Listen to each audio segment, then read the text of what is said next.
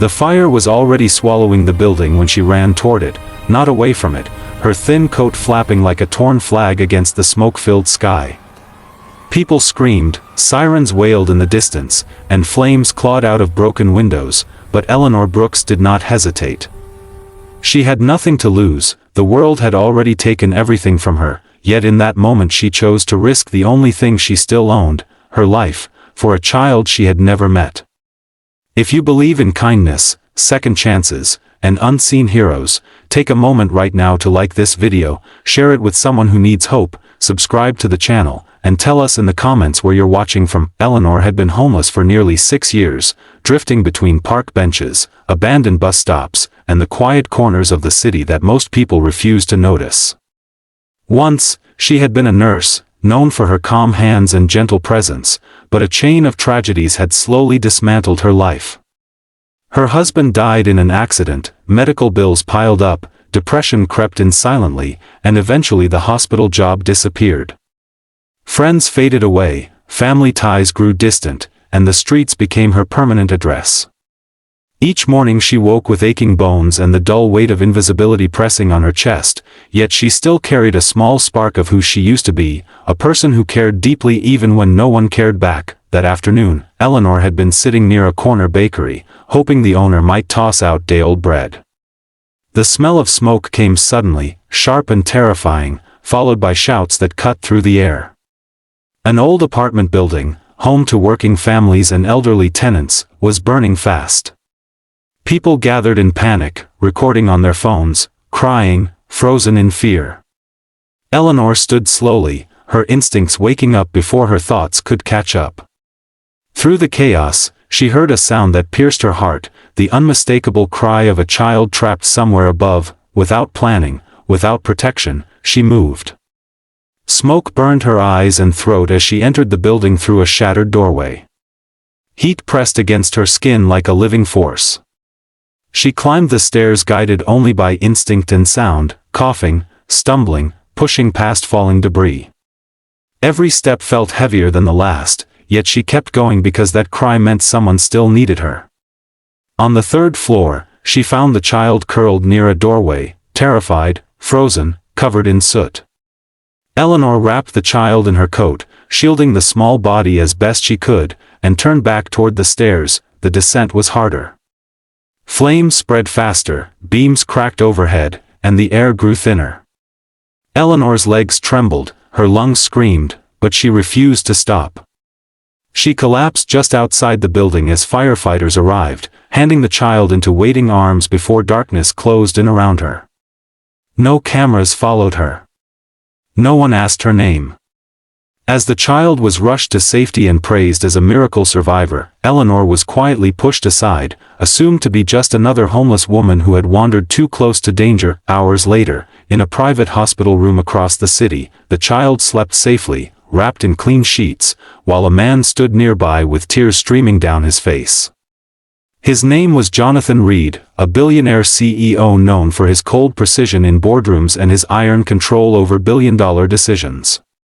The child was his daughter, the center of his life, the one thing money could not replace. When doctors told him she had been carried out by an unknown woman who disappeared before anyone could thank her, something inside Jonathan shifted. For the first time in years, his wealth felt useless, his power meaningless. Jonathan ordered his security team to find her. Not to reward her publicly, not for headlines, but because he needed to look into the eyes of the person who had given him back his child. The search began quietly, spreading through shelters, hospitals, and street corners. Most people shrugged, saying homeless heroes were forgotten as easily as they appeared. But Jonathan refused to stop. Every hour that passed reminded him of the fragile line between everything he had and everything he could have lost. Meanwhile, Eleanor woke up behind a soup kitchen that night, her body aching, her lungs still burning. No one had told her she was brave. No one had offered help. She assumed the world had already moved on. In her mind, saving the child was not heroism, it was simply what needed to be done.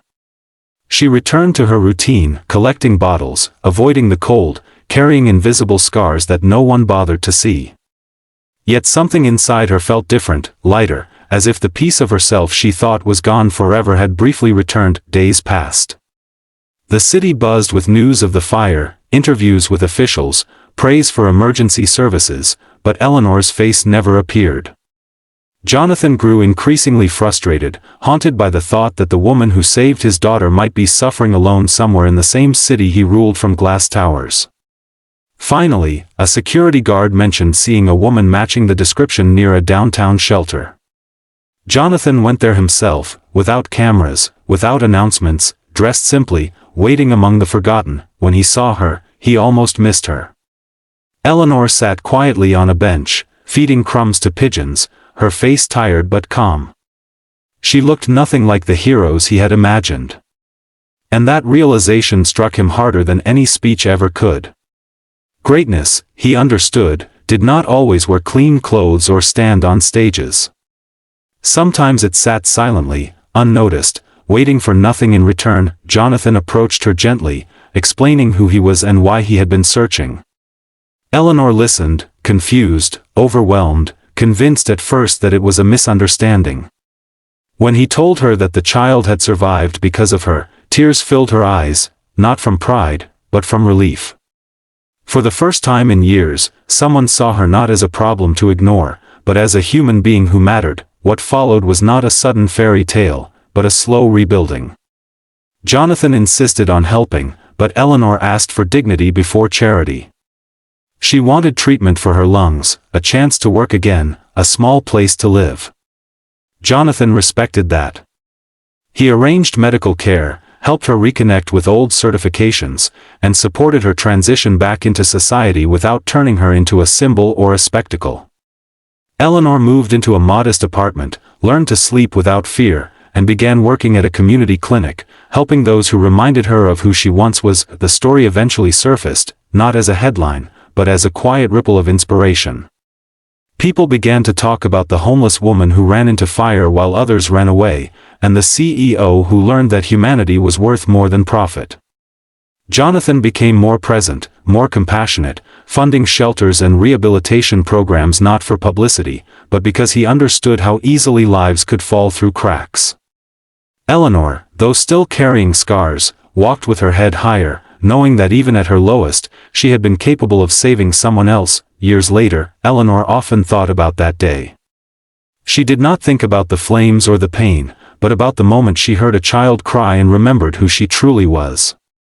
That memory became her strength, her proof that no matter how broken life feels, there is always a chance to be more than what the world labels you. If this story has touched your heart, if it reminded you that kindness still exists in unexpected places, please take a moment to like this video, share it with someone who needs hope, and subscribe to the channel so more stories like this can be told. And before this video ends, we have a special request for you. Comment below with one word that describes how this story made you feel, because your words help keep these stories alive and reaching those who need them most.